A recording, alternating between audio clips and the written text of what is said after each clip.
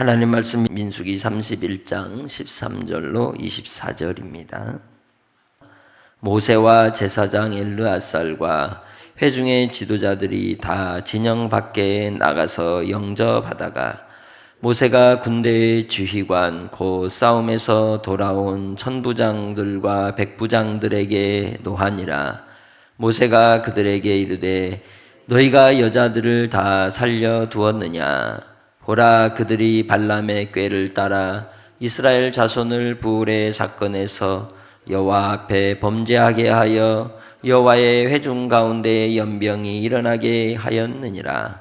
그러므로 아이들 중에서 남자는 다 죽이고 남자와 동침하여 사내를 아는 여자도 다 죽이고 여자와 동침하지 아니하여 사내를 알지 못하는 여자들은 다 너희를 위하여 살려둘 것이니라.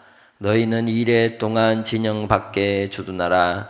누구든지 살인자나 죽임을 당한 시체를 만진 자는 셋째 날과 일곱째 날에 몸을 깨끗하게 하고 너희의 포로도 깨끗하게 할 것이며 모든 의복과 가죽으로 만든 모든 것과 염소 털로 만든 모든 것과 나무로 만든 모든 것을 다 깨끗하게 할지니라. 제사장 엘르아살이 싸움에 나갔던 군인들에게 이르되 너희는 여호와께서 모세에게 명령하신 율법이니라. 금, 은, 동, 철과 주석과 납 등의 불에 견딜 만한 모든 물건은 불을 지나게 하라. 그리하면 깨끗하려니와 다만 정결하게 하는 물로 그것을 깨끗하게 할 것이며 불에 견디지 못할 모든 것은 물을 지나게 할 것이니라.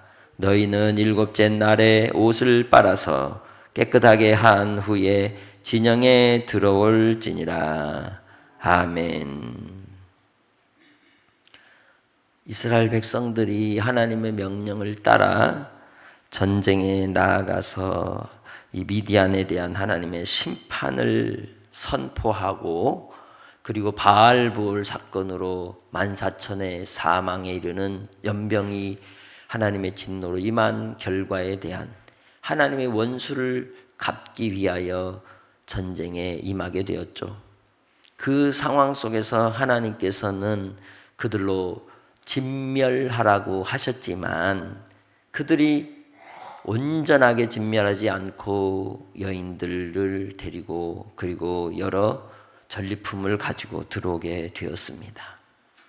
그러나 그들이 진영으로 들어오려 할 때에 모세와 엘르아살의 그리고 지도자들이 진영 밖으로 나가서 그들을 맞이하다가 그들의 모습을 보고는 크게 노하는 것을 봅니다.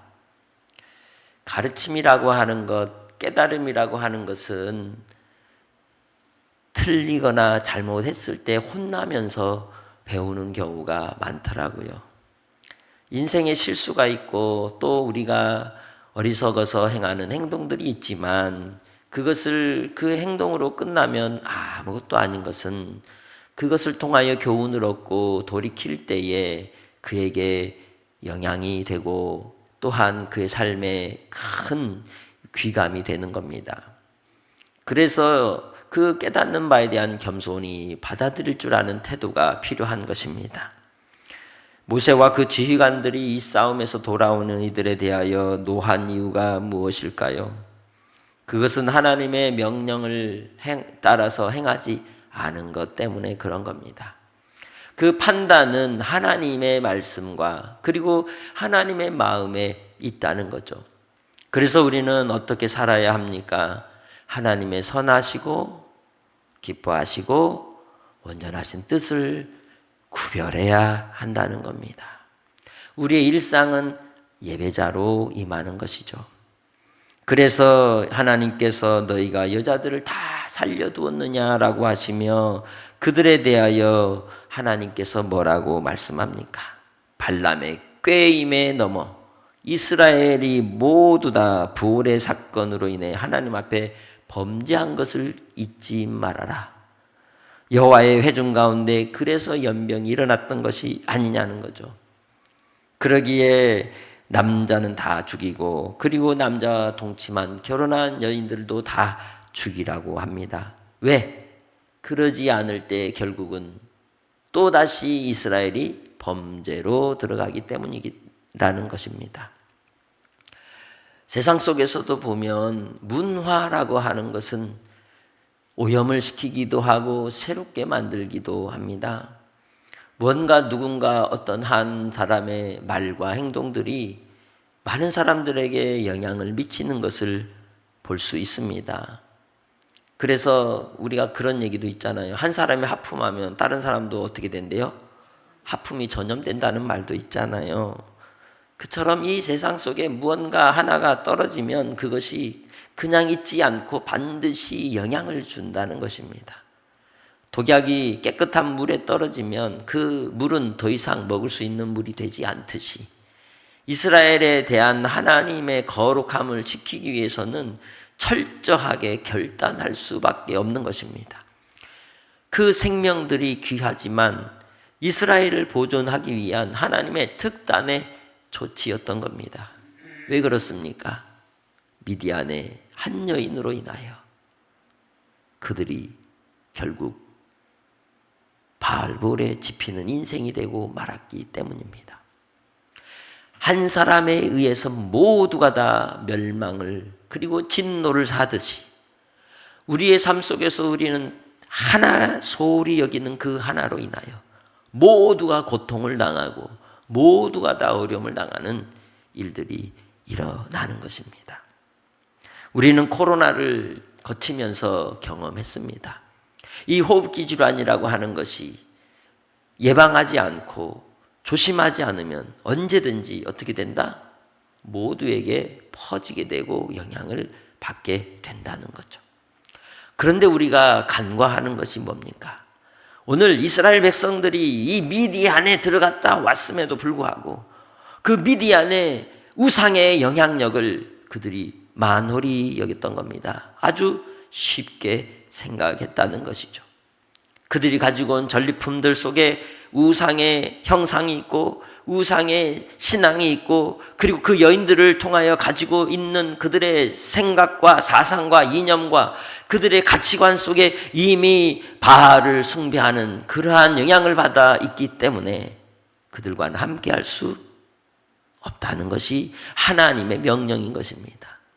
가나안에 들어가는 이스라엘 백성들에게는 얼마나 많은 도처의 지뢰밭처럼 이스라엘 백성들이 하나님께로부터 멀어지게 하려고 하는 것들이 혼잡해 있는데 가기도 전에 거기서부터 미혹되고 넘어진다면 그들은 여호와의 군대로 나아갈 수 없으며 오히려 그 일로 인하여 이스라엘 백성들이 무너지는 결과를 얻게 된다는 것이죠.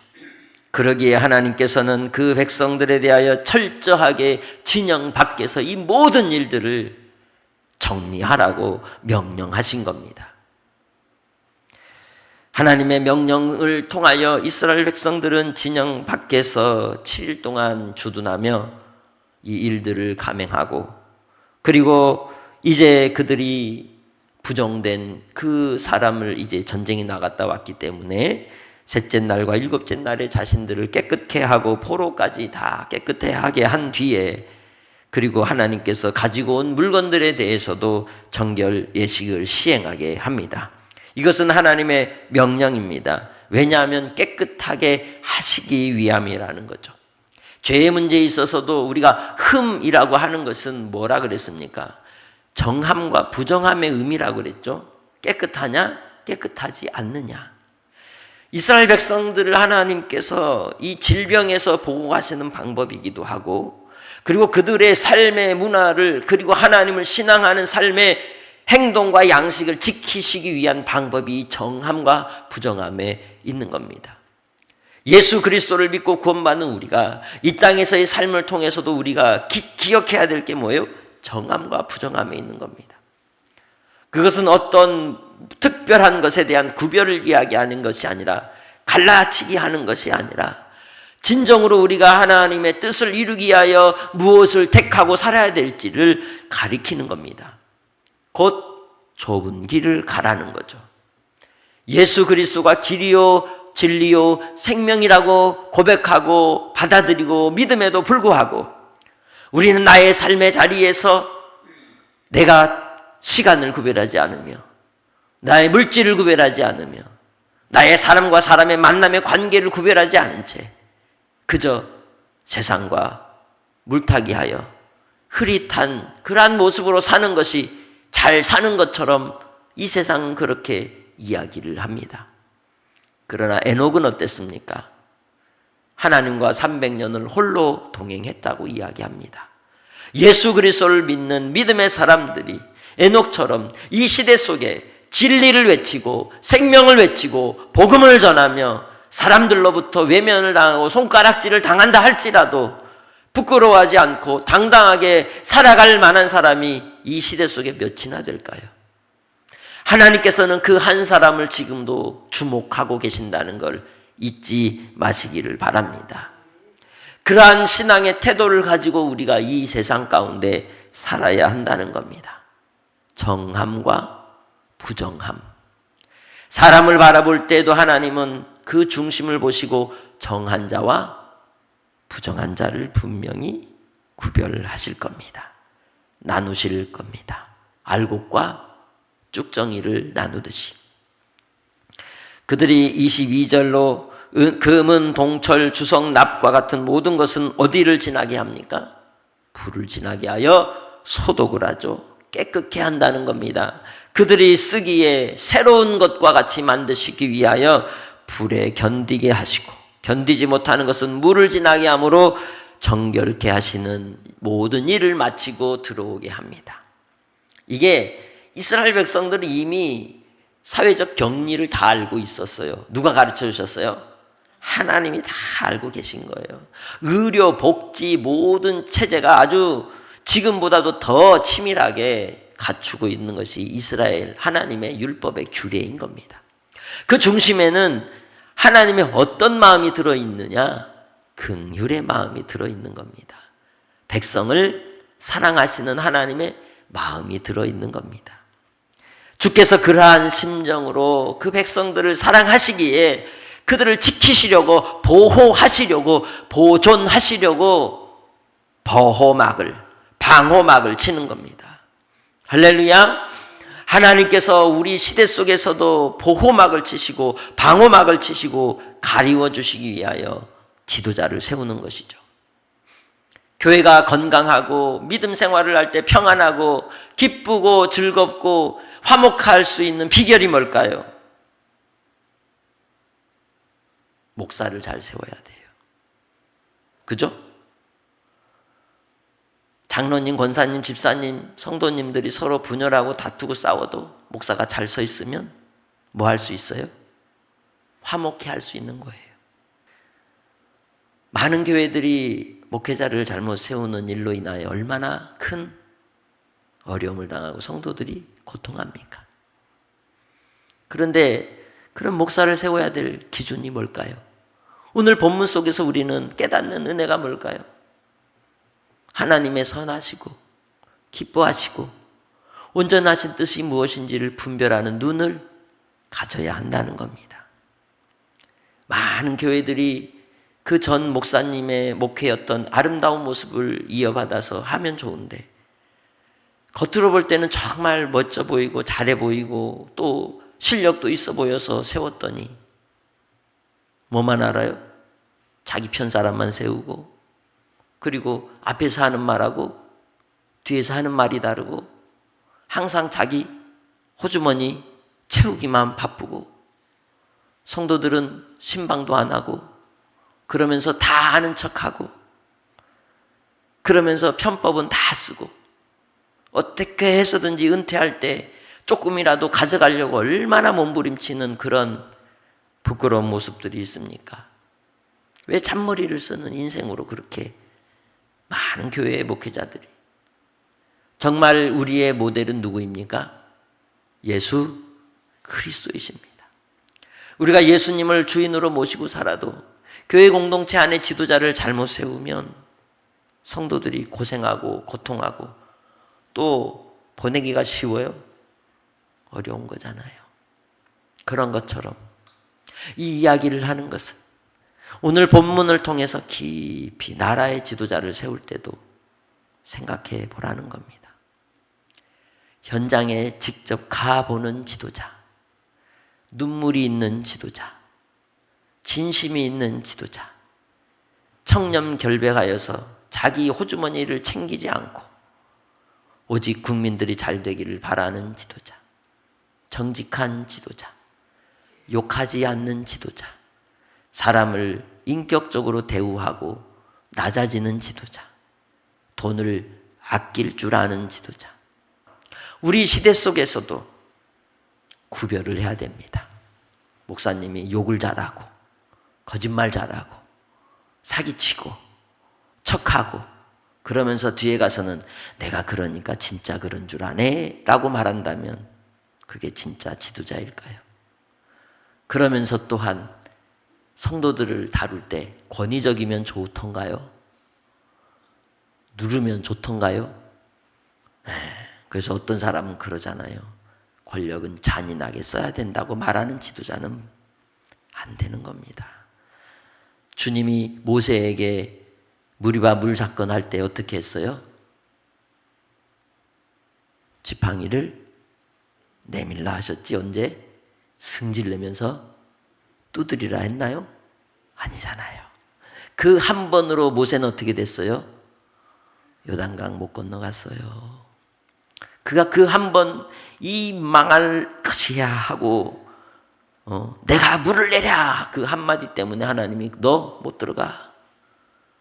결국은 모든 인생들 믿는 사람이나 믿지 않는 사람이나 누가 심판하셔요? 하나님 앞에 섰을 때 저는 요한계시록 21장 8절을 자주 묵상합니다. 그러나 믿지 않는 자들과 두려워하는 자들과 살인자들과 음행하는 자들과 마지막 중요한 모든 거짓말하는 자들은 불과 유황에 타는 못에 참여하리라. 이것이 둘째 사망이라고 그렇게 말씀합니다. 이 시대 속에 우리가 참 중요한 일을 하고 있는데 행동으로가 아니라 하나님 앞에 선 하나님의 사람으로 하나님의 선하시고 기뻐하시고 온전하신 뜻을 분별하는 결단을 따라서 기도하고 판단하시기 바랍니다.